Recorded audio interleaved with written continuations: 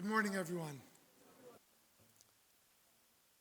O faithless generation, how long shall I be with you? How long am I going to put up with you? Think about those words for a moment. If someone would say to us, O faithless generation, how long am I going to put up with you? These are pretty harsh words and pretty frightening words that Jesus said in the gospel story of today to his generation 2,000 years ago.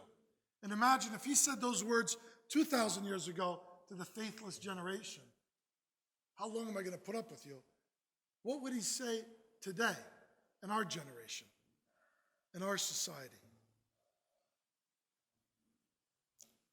There's another scriptural passage where Jesus is describing the end times. And here, he actually says, when the Son of Man comes again, will he even find faith on earth? Christ is saying, at the end times, when he comes again, is he even going to find faith here on earth? These words of warning may seem so strange, yet think about our contemporary society. How, in so many ways, we are pushing away from God, falling away from God, rejecting God and his teachings. Our progressive Western world, with its radical individualism, has countless people who are distancing themselves from communities of faith and from faith itself. So what would Jesus say to us today? When the Son of Man comes, will he find faith here on earth? Reflect for a moment on how people of faith, and especially the followers of Jesus Christ, have radically changed the world in 2,000 years. From a tiny Jewish sect to 2.3 billion people today. We could say that the movement of Christianity has transformed the lives of millions and millions of people throughout history. Jesus Christ and his church have inspired and cultivated so much beauty in cultures and civilizations around the world. Christ and the church have helped the world to truly understand and acquire divine agape love. The church has worked hard for justice and peace and has tried to usher in, for those who believe, the kingdom of heaven. This movement of Christianity has ultimately offered meaning in life, meaning and purpose for life itself. And we have even conquered the greatest evil and fear of humanity, death itself. All of this is the fruit of a living, dynamic faith in Jesus Christ. Yet Jesus warns his disciples today, and warns each one of us here, that even though we may have been people of faith, even though we may have had a strong faith at one time, faith is not static. If we are not constantly cultivating our faith, it's going to decrease. If we're not constantly vigilant and on guard in this society today, many times we don't even realize it, but our faith is going to become lukewarm, and it's even going to dissipate and disappear. Faith is a living organism that grows daily when it's nourished, yet it withers and dies when it's ignored.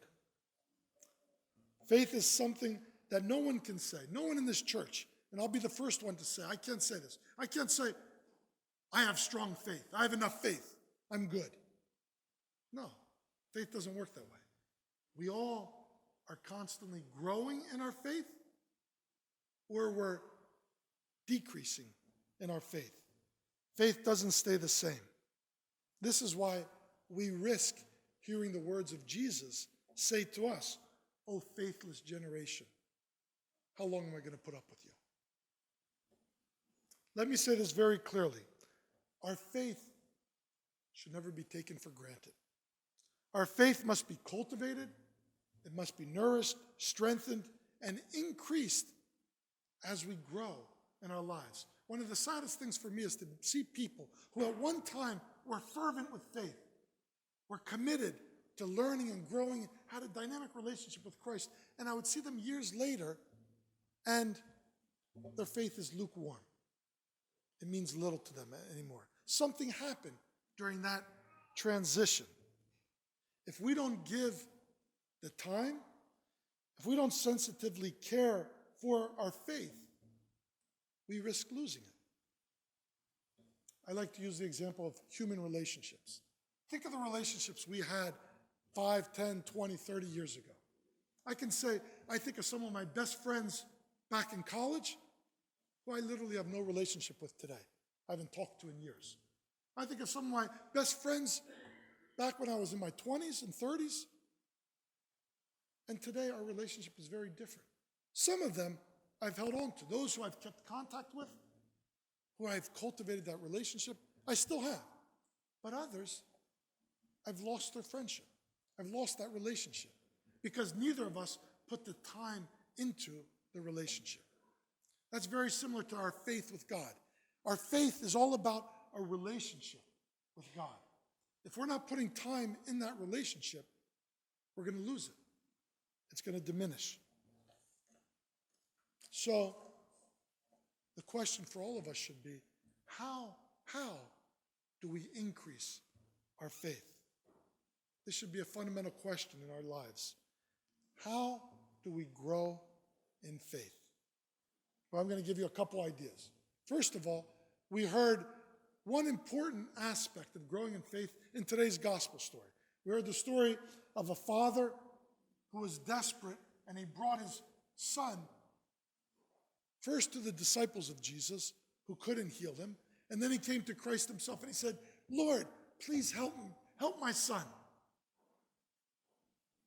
And Jesus gave an interesting answer to the father. When the father said, please help my son, he said,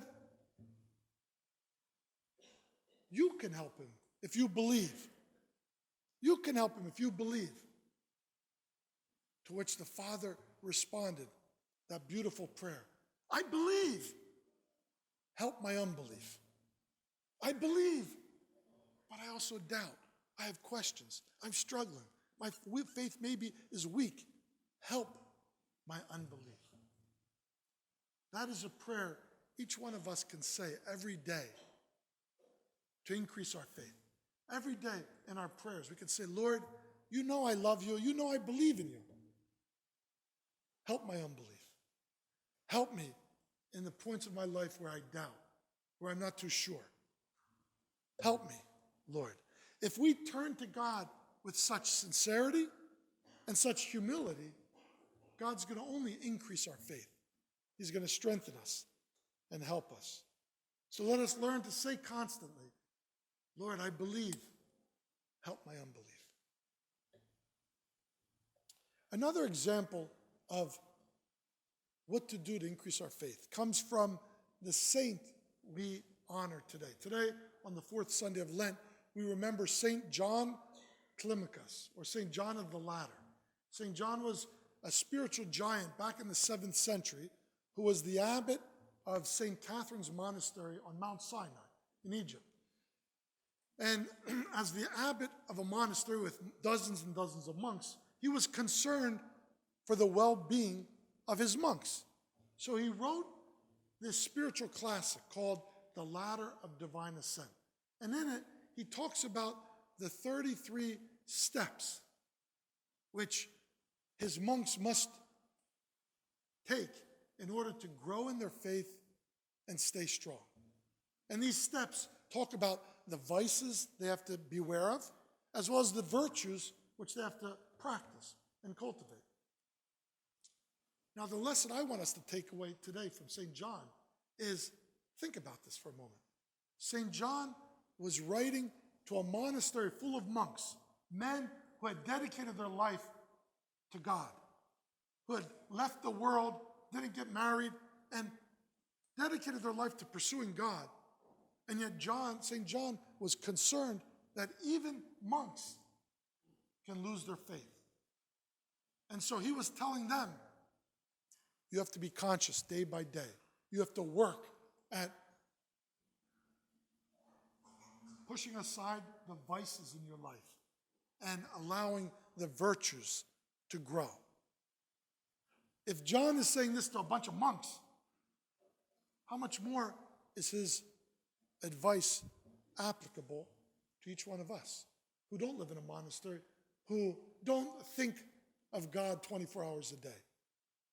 So we need to take away from John the seriousness of nourishing our faith by crucifying the passions, crucifying the vices, crucifying anything that doesn't nourish our faith, and by consciously applying, trying to practice the virtues that will increase our faith. One final word about increasing our faith. Ultimately, whenever we come to church every Sunday, we're coming hopefully with a purpose. We're not coming simply as a duty and we let our mind wander when we come into this church. Hopefully we're coming here to encounter God and then to ask God, increase our faith. Help me to learn.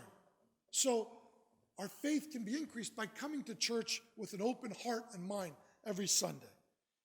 Our faith can increase when we come to church by participating in receiving Holy Communion, by receiving the other sacraments of the church, coming to Holy Confession before Pascha, and participating in the other sacraments. Our faith can increase when we participate fully in the seasons of the church year, this great season of Lent that we're in right now. Taking serious the fasting, the prayer, the almsgiving. This increases our faith. Remember, faith is a living organism. It is something that will grow as we put time and effort into it, or it will shrink as we ignore it. Jesus gave the example of the little mustard seed. He said, take the mustard seed. The mustard seed starts so small, but if you take care of that mustard seed, it will grow into a great big tree. That's our faith. Our faith is that little mustard seed. When we water it, nourish it, give it what it needs, it's going to grow into something great. Let us make sure we give a positive answer. Lord, maybe our society is going to fall away from you, but you're going to find faith in me. You're going to find faith in this community. You're going to find faith because we are not going to let it diminish, but we're going to nourish it and allow it to increase. Lord, I believe. Help.